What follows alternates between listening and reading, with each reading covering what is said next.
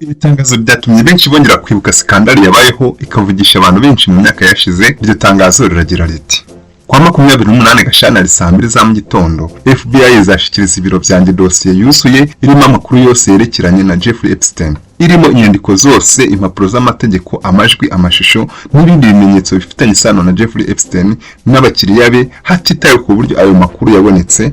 Nta makuru na make azagirwa ibanga cyangwa ngo abuzwe kugerwaho. Minisiteri y'Ubutabera izemeza ko ibitangazwa bizakurwa mu buryo burinda uburenganzira bw'abahohotewe kandi bugakurikiza amategeko abigena, nk'uko mbigenza mu mwuga wanjye wose wo kuba umushinjacyaha. Ndagusaba gukora iperereza ryihuse kugira ngo menye impamvu busabe nagejeje kuri FBI butubahirijwe. Uzangizaho raporo irambuye y'ibyo wabashije kumenya ndetse n'ingamba zifatika zizafatwa ku bakozi babigizemo uruhare bitarenze iminsi 14. Nk'uko ibitangazo rigaragara, iyi ni inkuru twavuga ko yongeye kugarukaho cyane nyuma y'imyaka 3 uyu mugabo Jeffrey Epstein apfuye. Kuki iyi nkuru y'uyu mugabo ufite izina ryakomeje kugarukaho cyane igihe cyose, kuri ubu muri 2025 yongeye kugarukwaho kandi mu by'ukuri we atakiriho? Kuwa gatanu tariki 28 Gashyantare uyu mwaka nibwo hatangajwe inyandiko zirenga 200 zirimo amabanga akomeye yari yarahishwe kuva mu myaka myinshi ishize. Bitunguranye zikaba zarasanzwemo amazina y'ibirangirire abantu usanga bafite amazina akomeye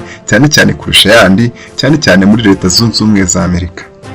Tariki 28 Gashyantare 2025, umunyamategeko Pamela Bondi yatangaje ko FBI yakiriye ikarito yuzuyemo ibimenyetso bijyanye na Epstein. Ibi byateje impagarara kuko bivuze ko hari inyandiko zari zarahishwe nkana cyangwa se zarajimijwe ku bushake kugira ngo abantu batamenya ukuri. Pam Bondi yavuze ko ayo madosiye ari ingenzi cyane kuko arimo amakuru y'ingenzi yari kugaragaza ukuri kw'amabi yakozwe n'uyu mugabo Jeffrey Epstein.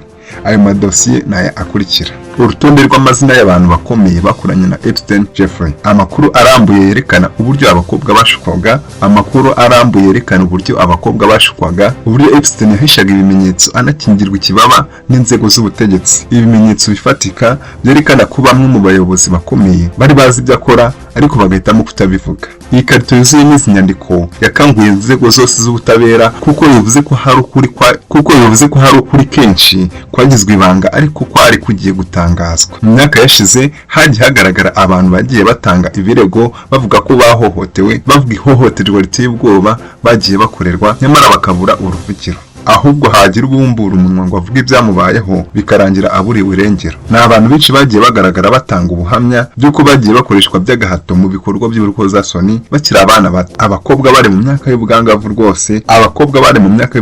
rwose, ugasanga basambanwa n'abagabo b'abahirwe cyane, bagakubitwa, bagatotezwa ku buryo ubashakaga gutoroka byarangiraga arashwe cyangwa se akaburirwa irengero. Ni inkuru yongeye kugarukaho cyane muri izi ntangiriro z'uku kwezi kwa gatatu 2025, hatangazwa inyandiko zatumye benshi bikora ku munwa kubera kumirwa. Nyuma y'urupfu rwa Jeffrey Epstein muri Kanama 2019, FBI yatangaje ko yatangiye gukora iperereza ryimbitse ku bantu bose bashoboraga kuba bafite uruhare mu bikorwa bya Epstein. Iki cyemezo cyafashwe nyuma y'uko abantu benshi bakomeje gusaba ubutabera, cyane cyane abagizweho ingaruka victims bari barakoreshejwe by'agahato mu bikorwa by'ubusambanyi n'ubucuruzi bw'abantu bizwi nka sex trafficking. Amadosiye yerekeye Epstein yari menshi kandi akomeye kuko yarimo amakuru ajyanye n'ibikorwa bye bimaze imyaka myinshi byaragizwe ibanga rikomeye. FBI yatangaje ko izashyira ahagaragara amwe mu makuru ariko hakavamo amazina y'abagizweho ingaruka ndetse n'andi makuru ashobora guteza ikibazo cy'umutekano w'igihugu ndetse n'abantu bireba by'umwihariko. Iki cyemezo cyahise gitera impaka zikomeye mu itangazamakuru no mu baturage kuko abantu benshi batangiye kwibaza niba hari ubundi butabera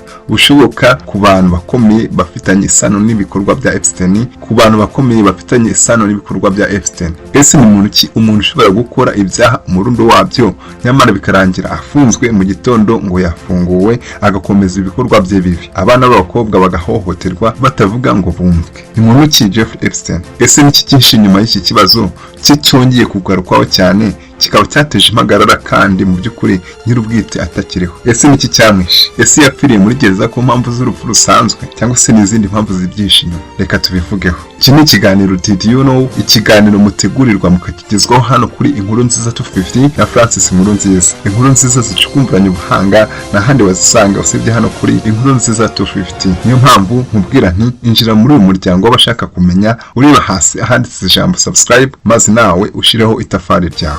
Reka dutangire n'itangazo ryose rirambuye.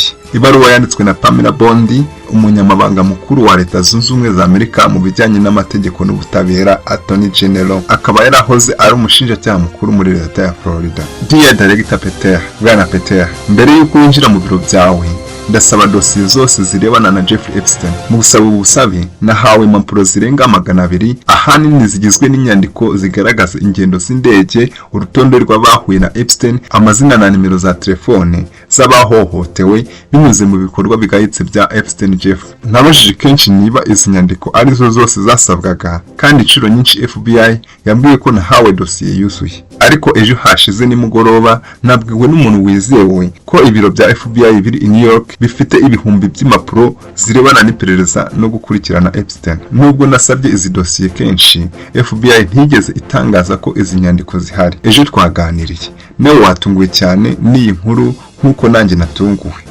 Kugeza saa 2 za mu gitondo ejo tariki ya 28 Gashyantare, FBI igomba kugeza mu biro byanjye dosiye yuzuye ya Epstein irimo inyandiko zose, amajwi, amashusho ndetse n'ibindi bimenyetso byose byerekeranye na Jeffrey Epstein n'abakiriya be. Uko byabonetse kose, nta makuru azagirirwa ibanga cyangwa ngo abangamire uburenganzira bwawe cyangwa se ubwanjye.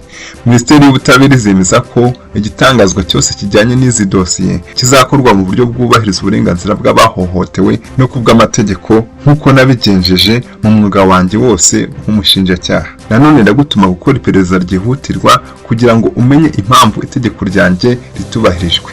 Uzangezaho raporo irambuye y'ibyo wabonye n'ingamba kuri iki kibazo mu minsi 14 iri imbere. Ndashimira ubufatanye bwawe kuri iyi ngingo y'ingenzi. Nzi ko twembi dushigikiye ko ibintu bijya ahagaragara imbere y'abaturage ba Amerika, kandi niteguye gukomeza gukorana nawe mu gufasha perezida wacu no guteza imbere igihugu cyacu. Bikozwe na Pamela Bondi, umushinjacyaha mukuru.